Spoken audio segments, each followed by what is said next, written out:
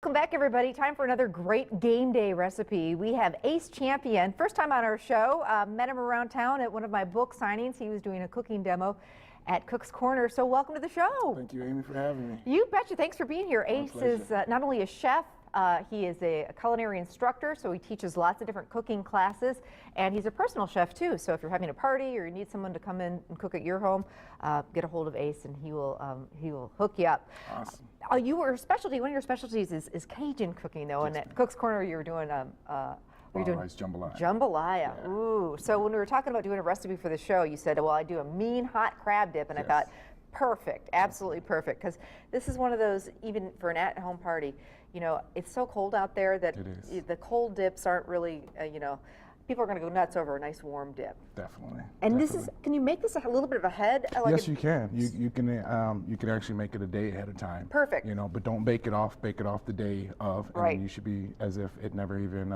took a time off. You know, and that's the way I roll, especially for a big game like this. If I can get a lot of the cooking done on Saturday, and then just throw it in the oven before kickoff on Sunday, golden. So, all right, crab dip, very easy, pretty simple ingredients. So let's get started here. Yeah, we basically have a Swiss blend, and then we have an Asiago and Parmesan blend that's actually going to top it. Some nice cream cheese, real mayo. Make sure you get the real stuff. Not the salad dressing. Exactly. So basically, do you do it by hand normally? I mix everything by hand. Okay. I don't use a mixer. I don't want to over whip it. Okay. So in goes our cream cheese. Yeah. Mayo. Real mayo. Two different types of cheeses. Yep. We're just going to be putting in our Swiss right now. We're actually going to top it off with the Asiago. Okay. In goes our Swiss. Okay. And then you can actually give that a nice little mix. And to make it a little bit easier, I actually reduced the juice from the crab can. So give it like a concentrated flavor. So tell me, so you basically drain the juice from the canned crab meat into a skillet and just let that reduce. Cook it, simmer it for about how long? It wasn't really a time limit. I just reduced it by half to where it was almost nothing. Just probably about a tablespoon of liquid, but very, very concentrated crab flavor. And this not only will give it flavor, it also help thin out the cream cheese. Wow, what a great tip. You know, I didn't think about doing that. But sometimes that canned crab meat, although it's wonderful, doesn't have a ton of flavor. So it's really kind of nice to, you know, pump up the flavor to do that. Okay, so we'll mix this. I'll let you do this. You're the chef. I'm just a mom here. You can go ahead and add in that first season you see. That's actually a Cajun Creole season. Yum. Add that. And then we're going to add a little bit of Old Bay season. Old Bay, and very familiar with that. Every place, every kitchen in New Orleans has a little tin of Old Bay seasoning, and it's just the perfect seasoning for seafood. And what's this one? And then this is ground stone mustard. Yum. And you can use any mustard you want. I just like ground stone because it has really nice concentrated I do flavor. too, actually.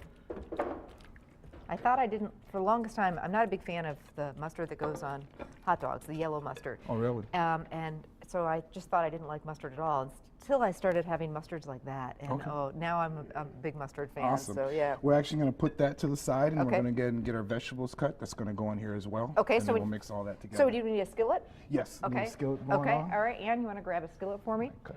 And you know, while we're doing that, while we're going to saute our vegetables, we're going to make the homemade chips that we're going to use for dipping. So we're making homemade pita chips. Now you can buy these in a bag, and that's a shortcut if you wanted to do that. But Ace makes his own. So on a cookie sheet, and is this again something that you can do ahead of time? Yes, definitely. Pita chips will probably hold, I want to say, about 3 to 4 days. Okay. But make sure you put them in like a Ziploc bag so they stay nice and fresh. All right, good point. All right, so we're going to saute some of the vegetables. Yep. And a little olive oil, do we need? Yeah, just a little bit of olive oil. Okay. Yeah. You bet. And it looks like some green pepper. Yeah. I tried to be festive, so I got the green and yellow pepper. Yay. All right. Going to be selling a lot of those this weekend, I think, on the veggie and dip trays and things like that. So we'll dice up green pepper and gold pepper. And then we splurged and got some really good crab meat. And that, you know, this is what this dip is all about. So you, over in the seafood section of the grocery store, normally you'll find the nicer crab meat. And so look for that. You know, you don't have to. You can just get the regular stuff that you'd find near the tuna section. But if you really want to get the good stuff, that's where that's going to be, right, Ace? Exactly, exactly. And the brand was Miller's. Okay, Miller's is the brand. And it's wild caught crab meat. All so right, it's really, it's pretty much the best you can get. Yeah, you can go ahead and add that to that like so. Now, would artificial crab meat work in this recipe? It will work. You just got to be careful with artificial crab meat Okay. because the longer you cook it, the more it's going to want to kind of get mushy on you. Okay. If I were to use artificial crab meat, I would serve this dip cold. Okay, That good would probably point, do. good point. But yeah, you definitely can use. And I actually had someone ask me why didn't I use imitation crab meat. I told them because the Packers are in the playoffs. We're gonna go big or go home. I so love it. That's definitely, awesome. That's awesome. All right, so we'll let these cook just a little bit, and we'll Yep. work on the. Oh, And we've then got we'll some work on- garlic in there. Or Yeah, well, we'll go ahead and let that get cooking Okay. first, and then Okay. we'll add the garlic and Okay. the shallots in. We'll go ahead and get our pita started. That sounds good. Okay, so let me wipe off the cutting Sure. board. And so tell us, you got a certain type of pita. Tell us about that. Yeah, I got the pita pocket that's open, and the reason why I did that is because you can actually split the pita pocket, And they'll be thin and and crispy. they'll be really nice and paper thin. Okay. Because you want them to be nice and crispy. Okay. And then you're just gonna just peel them off like so. And I love pita chips. I do just too. do. They're just, they feel a little more healthy, but they're They still are. got the same crunch. And you know that you're baking them in your own oven, so Yep. you know exactly the healthiness that's Yep. going in it. Yep. Just like so. And then we're going to cut them into wedges? Yep. And Okay. then we're just gonna cut them in half, and then turn that like so, and cut that in half. Okay. So this is something you can do today if you want to get one thing over with for If your you game wanna day arrange party. those on the Yep, pan for you me. betcha, you betcha.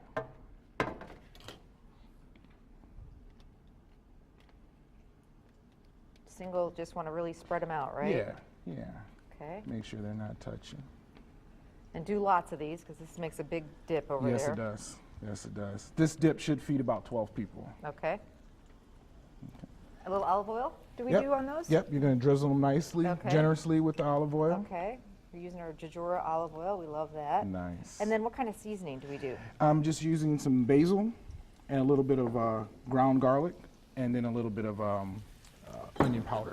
Ooh. And you can kind of experiment when you're at home, use Uh-huh. whatever seasons you want. I like a kind of Italian type of earthy type Mm-hmm. flavoring on my pita chips.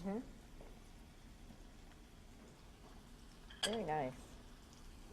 And then into the oven, these go for about how long? Yeah, they're gonna bake in the oven at like 400, probably for about 15 minutes. Okay.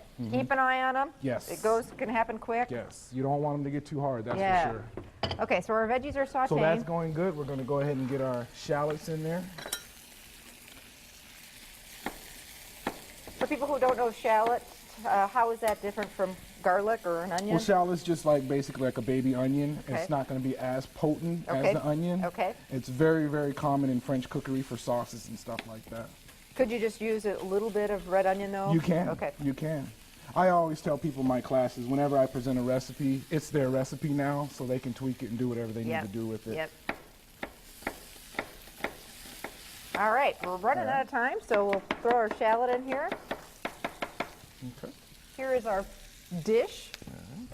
Oh, your All right. garlic. Yep. Just one little Yep. rough chopped Yep. garlic. Yep. I like this dip because it's going to have some nice texture too. Oh yeah. Let's slide that in. there. Yep. There you go. And then we're actually going to add our crab meat. Right to it. So Right to it. at home, let this cook for what? Let that cook saute for about 2.5 to 3 minutes, just so it can break down and release its juices. Okay. All right, and then we've got, this is one big can of that This is Miller's. one can of the Miller's crab crab meat. meat. We Yep. drained it really well, and again, Ace took the liquid from the can, which I normally throw out, and just put it in a saucepan or a little fry pan, let it simmer down until it was just about a tablespoon and just really concentrated, and we added that juice to Exactly. the liquid too. So in goes our crab meat. Okay. Just going to add that like so. And we're not going to cook that too much. We Okay. just basically want to incorporate all the flavor. flavor. Okay. Do we have any brandy? Any kind of liquor, I'll take. Or some wine even.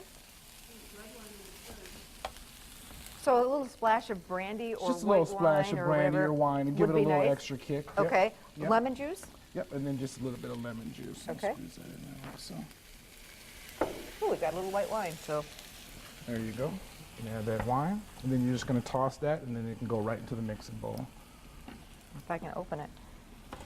There we go. Oh, can you get that? I Ace? sure can.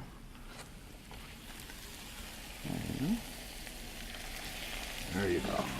In goes our cream cheese. Yep. Into a pie plate this goes. There you go. And I want to pull it warm out of the oven and show it to you because it's absolutely gorgeous. Served with these pita chips. Wow. Oh my gosh. Bubbly and warm. This looks fantastic. Wow. Oh my gosh. Then we're just going to top it with a little bit of green. Oh, Ace is going to stick around and do a homemade hot Reuben dip coming up. Plus, we're making loaded potato skins, so stay with us.